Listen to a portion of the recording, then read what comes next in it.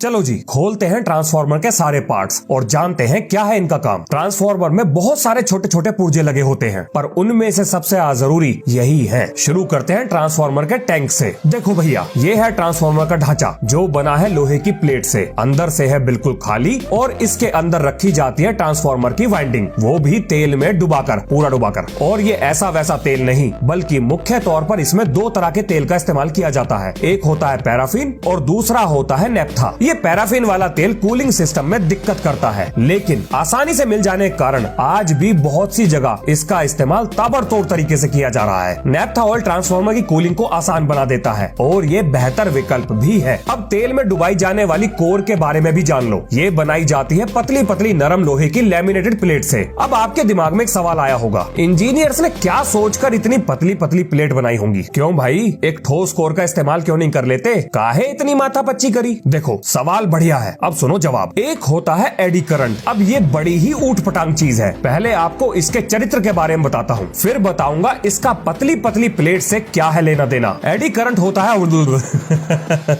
नहीं, मजाक कर रहा था। ये होता है भंवर की तरह। अब पता नहीं इसे काहे की दिक्कत है, ये अपने बनाने वालों को ही दुश्मन समझता है और पड़ा रहता है उसको खत्म करने के पीछे। तो किसने बनाया है इसे? देखो, एक कॉइल में लहराता हुआ करंट, मेरा मतलब एसी करंट, हर पल बनाएगा बदलती हुई मैग्नेटिक फील्ड। अब ये बदलती हुई मैग्नेटिक फील्ड बनाती है एक नया करंट जिसकी दिशा होती है बिल्कुल उल्टी। अब एडी करंट अपने बनाने वाले करंट को ही तार में उल्टी दिशा में बहते हुए खत्म करने की कोशिश करता है ना। अच्छे संस्कार नहीं है इसके। अब अगर यहाँ पर एक दूसरी कॉइल की एंट्री करा दे तो ये बदलती हुई मैग्नेटिक फील्ड उस दूसरी कॉइल में करंट बना देगी। अब इस नई कॉइल में आया करंट अपनी खुद की एक मैग्नेटिक फील्ड बनाएगा। यहाँ सब लोग अपना कुनबा बनाने में लग रहे हैं और इस फील्ड की दिशा पहले वाली फील्ड के बिल्कुल उलट होगी और ये नई फील्ड पुराने वाली फील्ड को खत्म करने की कोशिश करेगी। यहाँ सब लोग एक दूसरे को खत्म करने की कोशिश कर रहे हैं। Everything is fair in hate and war. Web series में गेम ऑफ थ्रोन्स और यहाँ पर गेम ऑफ करंट्स बिल्कुल सेम है, पर दुश्मन का दुश्मन दोस्त होता है। अगर ये करंट इस मैग्नेटिक फील्ड को खत्म करना चाहता है जो इस कॉइल के करंट को खत्म करना चाहती है, तो इसका मतलब ये हुआ कि ये दोनों करंट हो गए एक दूसरे के दोस्त। अब इन दो एक दूसरे के उल्टी दिशा में बहती हुई घोंचू फील्ड को ये बात समझ नहीं आ रही कि जब ये एक दूसरे को खत्म करने की कोशिश कर रही होंगी तो उससे एडी करंट कम बनेगा और इसी चीज का फायदा उठाकर ट्रांसफार्मर की प्राइमरी कॉइल सेकेंडरी कॉइल को पावर ट्रांसमिट करती है।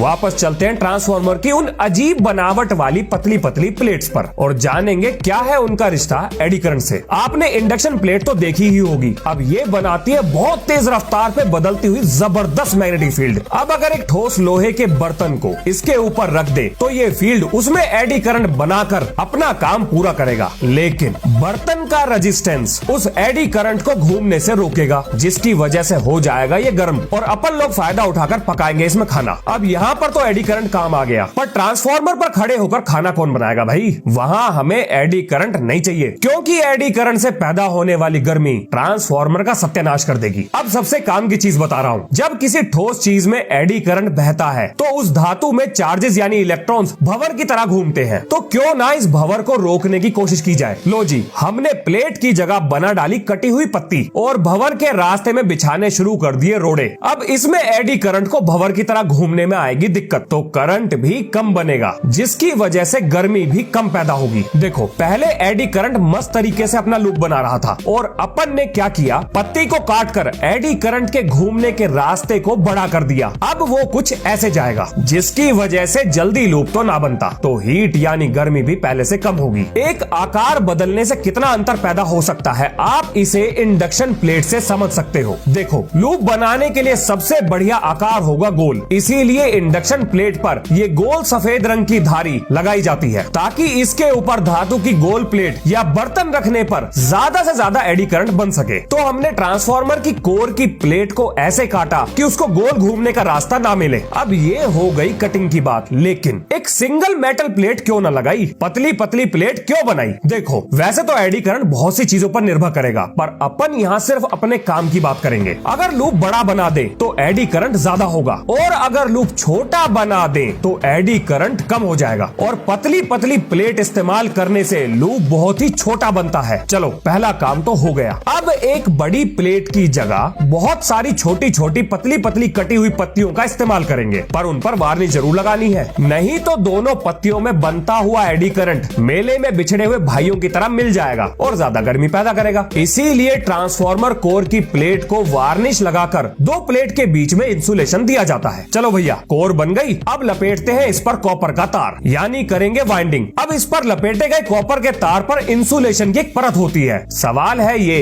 कि क्यों होती है। देखो, अगर आप इंसुलेशन की परत को हटा दो तो इतनी मोटी वाइंडिंग लगाने का कोई फायदा नहीं, क्योंकि करंट निकम्मों की तरह सबसे छोटा रास्ता पकड़कर निकल देगा, जिसकी वजह से मैग्नेटिक फील्ड कमजोर हो जाएगी और हो जाएगा सारे कार्यक्रम का सत्यानाश। तो करंट काम चोरी ना कर सके, इसलिए कॉपर पर इंसुलेशन लगाई जाती है। ट्रांसफार्मर पर वाइंडिंग की दो परतें चढ़ाई जाती हैं, एक अंदर यानी प्राइमरी और दूसरी उसके ऊपर यानी सेकेंडरी, जिसे इंसुलेशन पेपर की मदद से अलग किया जाता है। क्या ये आपस में जुड़ी हुई होती है? ना, बिल्कुल भी नहीं। अब जरा छोटा सा रिवीजन हो जाए। ट्रांसफार्मर के अंदर क्या रखते हैं? तो वो है कोर। किस धातु का होता है? वो होता है नरम लोहे का यानी सॉफ्ट आयरन का। तो सॉफ्ट आयरन का ही क्यों लिया? ताकि लॉसेस कम से कम हो सके। कौन से losses? Core loss, eddy current loss, hysteresis loss और भी बहुत सारे लॉसेस, जिनके बारे में आगे जानेंगे। अच्छा, क्या सॉफ्ट आयरन की कोर ट्रांसफार्मर के लिए बेस्ट है? नहीं, इससे अच्छा है सिलिकॉन स्टील, क्योंकि उसमें हिस्टेरिसिस लॉस कम से कम होता है। क्या सॉफ्ट आयरन के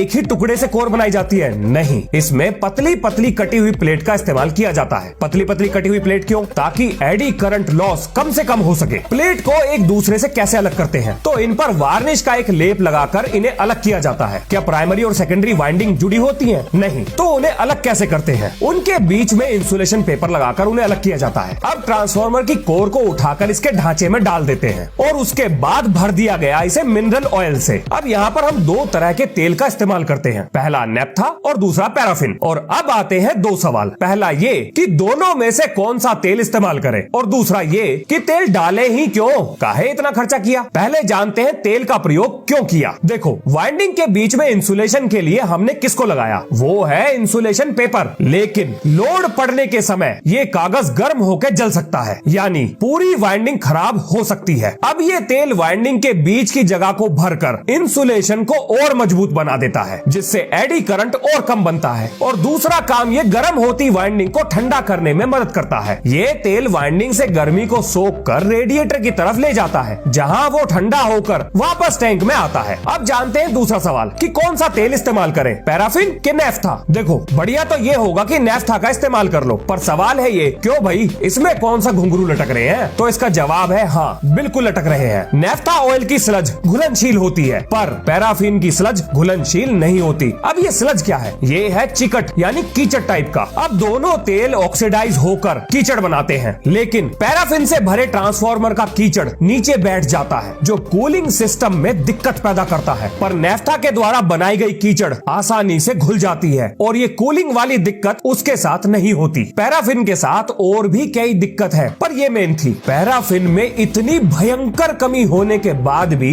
ये ज्यादा इस्तेमाल होता है, और उसका कारण है इसकी कीमत और उपलब्धता। ये नेफ्था से ज्यादा सस्ता है और आसानी से मिल भी जाता है। चलो जी, वाइंडिंग को तेल में डुबाकर हमने ट्रांसफार्मर को बंद कर दिया, लेकिन जरा सोचो, समय के साथ साथ थोड़ा बहुत तेल तो इसके अंदर कम होगा ही, और अगर ऐसा हुआ तो ट्रांसफार्मर कभी भी खराब हो सकता है। तो उससे बचने का जुगाड़ भी तो सोचा होगा किसी ने। हाँ जी, बिल्कुल सोचा है। ये जो ट्रांसफार्मर के ऊपर ढोलक टाइप का टैंक रखा है, ये है आपका कंजर्वेटर टैंक। अब इसमें भी ट्रांसफार्मर ऑयल भरा जाता है, लेकिन पूरा नहीं, आधा भरते हैं इसको। और ये टैंक ट्रांसफार्मर से डायरेक्ट कांटेक्ट में होता है। बीच में एक बुकोल्स रिले भी आती है, लेकिन उसके बारे में बाद में बात करूंगा। पहले जरा इसका कार्यक्रम निपटाते हैं। अब यहाँ आता है एक सवाल, इसे आधा खाली क्यों रखा गया? देखो, जब ट्रांसफार्मर पर लोड पड़ेगा तो वो होगा गर्म, और अगर वो गर्म हुआ तो उसके अंदर भरा हुआ तेल गर्म होकर फैलेगा, और अब इस तेल को फैलने के लिए चाहिए जगह, जो अगर उसे नहीं मिली तो वो ट्रांसफार्मर को ही फाड़ देगा, और ये टैंक उसे वही जगह देता है। इसे आधा खाली रखने के पीछे यही कारण है, ताकि जब तेल गर्म होकर फैले तो इसके अंदर खाली जगह में वो भर जाए। और अगर समय के साथ साथ ट्रांसफार्मर के अंदर तेल कम हो तो वो इस टैंक से निकलकर उसको पूरा कर दे। तो बाबू, पैसा तो खर्चा करना पड़ेगा, कंजर्वेटर टैंक लगाना ही पड़ेगा। अब जब तेल गर्म होकर फैल गया तो उसने टैंक से हवा बाहर निकाल दी, लेकिन जब वो ठंडा हुआ तो उसके सिकुड़ने पर खाली जगह को भरने कौन आएगा? अब आप सोच रहे होंगे इसमें क्या परेशानी है, जैसे हवा बाहर गई थी वैसे ही वापस आ जाएगी। ना, ऐसा तो ना होता। अगर ऐसा किया तो तेल खराब हो जाएगा। वातावरण की हवा में नमी होती है। अब ये नमी ट्रांसफार्मर के तेल के इंसुलेशन और कूलिंग प्रॉपर्टीज को खराब कर देती है। तो इस समस्या को कैसे सुलझाएं? तो इस काम के लिए इस्तेमाल किया गया डिहाइड्रेटिंग ब्रीदर का। जब तेल गर्म होकर फैला तो हवा ब्रीदर से बाहर निकल गई और जब ठंडा हुआ तो इसी से वापस आ गई। लेकिन इस ब्रीदर में लगाया जाता है सिलिका जेल जो हवा की नमी को सोख लेता है। ये आपने बहुत सारे सामान के साथ देखा होगा। बचपन में जब ये किसी सामान के साथ निकलता था तो मैं इसे बड़ा संभाल कर रखता था। सोचा कोनो काम की चीज है, चलो उठा कर रखता हूँ। बाद में पता लगा ये तो सिलिका जेल है, बस नमी सोखता है। अब सर्दियों में अगर इसे गाड़ी के डैशबोर्ड पर रख दे तो ये गाड़ी के अंदर विंड स्क्रीन पर आई हुई धुंध को सोख लेगा। हाँ, ये इस काम भी आ सकता है। अब जब हवा कंजर्वेटर टैंक में जाएगी तो ये सिलिका जेल हवा में से नमी को सोख लेगा, पर अंदर जाती हुई हवा में से धूल मिट्टी को कौन साफ करेगा? तो उसके लिए इस ब्रीदर के नीचे कटोरी लगाई जाती है जिसमें भरा होता है तेल। हवा में से धूल मिट्टी उस तेल में चिपक जाती है और टैंक के अंदर नहीं जाती। अब जैसे ही सिलिका जेल का रंग बदलता है तो समझ लिया जाता है कि ट्रांसफार्मर के ऑयल को बदलने का समय आ गया है। लो जी, ब्रीदर निपट गया। अब जरा कंजर्वेटर टैंक के बारे में थोड़ा और जान लेते हैं। ये कंजर्वेटर टैंक दो तरह के होते हैं। पहला एटमोसील टाइप कंजर्वेटर और दूसरा डायफ्राम सील्ड कंजर्वेटर। इन दोनों में क्या अंतर है उसके लिए कोई शॉर्ट वीडियो बना के सिखा दूंगा। बस इतना जान लो कि दोनों का काम एक ही है, ट्रांसफार्मर के फटने को रोकने में मदद करना। ट्रांसफार्मर में तेल भरने के लिए एक जुगाड़ इसके सर पर दिया जाता है और कभी तेल बदलना पड़े तो उसके लिए इसके नीचे भी एक जुगाड़ लगाया जाता है। इस काम में कोनो टेंशन नहीं है। अब मान लो बहुत ही ज्यादा गर्मी पड़ रही है और लोगों ने धड़ाधड़ एसी चला रखे हैं जिसकी वजह से ट्रांसफार्मर पर पड़ रहा है लोड। तो इसका खून खोलेगा, मतलब इसका ऑयल खोलेगा और वो इतना गर्म हो गया कि मेन टैंक से बाहर निकलने वाला है। तो क्या ऐसी स्थिति में ट्रांसफार्मर को फटने दें? क्या कोई ऐसा तरीका नहीं हो सकता जिससे इसे बचा सके? नहीं, खुश होने की जरूरत नहीं है। आज धमाका देखने को नहीं मिलेगा क्योंकि ऐसी स्थिति से बचने के लिए इंजीनियर्स ने बकोल्स रिले का निर्माण किया। अब ये है एक मैकेनिकल उपकरण, बिजली का कोई लेना देना नहीं है इससे। जैसे ही मेन टैंक से तेल गर्म होकर वेपर में बदलेगा और बहुत तेज रफ्तार से बकोल्स रिले की तरफ जाएगा तो वेपर के कण इस रिले के ऊपर इकट्ठा होकर इस मरकरी से भरे छोटे से टैंक को नीचे धकेल देंगे। अब ये तो हमें पता है कि मरकरी कंडक्टर होता है, तो इसमें एक तार मरकरी में डूबा है और दूसरा टैंक के टेढ़ा होने की वजह से मरकरी से दूर है। लेकिन जैसे ही टैंक सीधा हुआ कनेक्शन पूरा हो गया और अब बजेगा जोर जोर से अलार्म। पर मान लो अलार्म भी खराब हो गया और पता ही नहीं चला कि ट्रांसफार्मर फटने वाला है। तब ये गैस प्रेशर दूसरे टैंक को भी सीधा कर देगा, उसमें भी मरकरी भरा है और जैसे ही कनेक्शन पूरा होगा ट्रांसफार्मर हो जाएगा ट्रिप यानी बंद, बिल्कुल जैसे एमसीबी गिरा के कनेक्शन बंद किया जाता है। पर मान लो आपने क्लास में किसी को मॉनिटर बनाया है और क्लास का मॉनिटर ही पेन फाइट का टूर्नामेंट करा दे तो क्लास में हंगामा तो होगा ही। अब इसी तरह से बुकोल्स रिले धोखा दे गई तो फिर तो ट्रांसफार्मर पक्का फटना चाहिए। अभी भी खुश होने की जरूरत नहीं है, कोई धमाका नहीं होने वाला क्योंकि इंजीनियर्स ने इससे बचने के लिए इसमें एक एक्सप्लोजन वेंट लगाया है। अब ये हाथी की सूंड जैसा दिखने वाला पाइप एक्सप्लोजन वेंट है। जब तेल गर्म होकर सब कुछ फोड़ फाड़ने के बाद ट्रांसफार्मर का सत्यानाश करने की कोशिश करेगा तो ये एक्सप्लोजन वेंट उस तेल को बाहर फेंक देगा और बच जाएगा अपना ट्रांसफार्मर। अब हम ये तो समझ गए कि अगर तेल खोलकर ट्रांसफार्मर को फोड़ने फाड़ने की जिद पर अड़ गया तो हम ट्रांसफार्मर को कैसे बचाएंगे। लेकिन क्यों ना कुछ ऐसा जुगाड़ करें कि तेल को खोलने से पहले ही रोक दिया जाए। मुश्किल है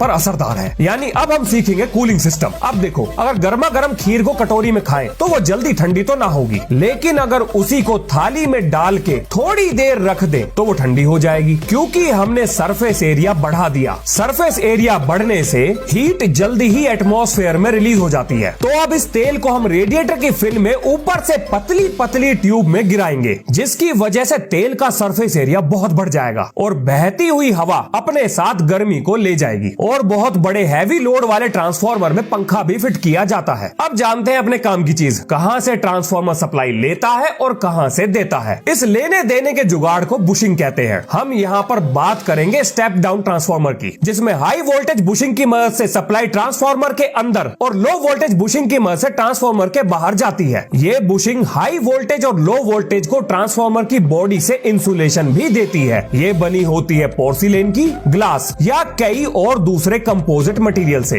ये होती है परफेक्ट इंसुलेटर। अब देखो, कोई भी चीज 100% एफिशिएंसी पर तो काम ना करने वाली तो ट्रांसफार्मर भी नहीं करेगा, जिसकी वजह से होंगे इसमें बहुत सारे लॉसेस, जिसमें से एडी करंट को हम पहले ही समझ चुके हैं। तो अब जान जानते हैं बाकी के लॉसेस के बारे में। सबसे पहले आता है हिस्टैरिसीस लॉस। देखो, एसी करंट के बार बार अपनी दिशा बदलने की वजह से ट्रांसफार्मर की कोर बार बार मैग्नेटाइज और डीमैग्नेटाइज होती है, जिसकी वजह से गर्मी पैदा होती है और इसी को हिस्टैरिसीस लॉस कहा जाता है। अब बात करते हैं कॉपर लॉस की। अब क्योंकि आप कॉपर में करंट को चला रहे हो, तो कॉपर के रेजिस्टेंस से पैदा होने वाली गर्मी को हम कॉपर लॉस कहेंगे। इसे ओमिक लॉस भी कहा जाता है। अब जानते हैं स्टे लॉस के बारे में। अब स्टे लॉस में ट्रांसफार्मर की प्राइमरी वाइंडिंग जो मैग्नेटिक फ्लक्स यानी चुंबकीय रेखाएं बनाती है, वो सारी की सारी ट्रांसफार्मर की सेकेंडरी कॉइल से नहीं जुड़ पाती, इसलिए कुछ ना कुछ लॉस हो जाता है और इसी को स्टे लॉस कहते हैं। अब हमने पूरे ट्रांसफार्मर में जगह जगह इंसुलेटर घोंच रखा है, तो इनकी वजह से करंट के बहने में कुछ रुकावटें जरूर आती हैं, जिन्हें हम डाइलेक्ट्रिक लॉस कहते हैं। अब ये बताओ, क्या कभी आपने ट्रांसफार्मर से गुनगुनाने की आवाज सुनी है?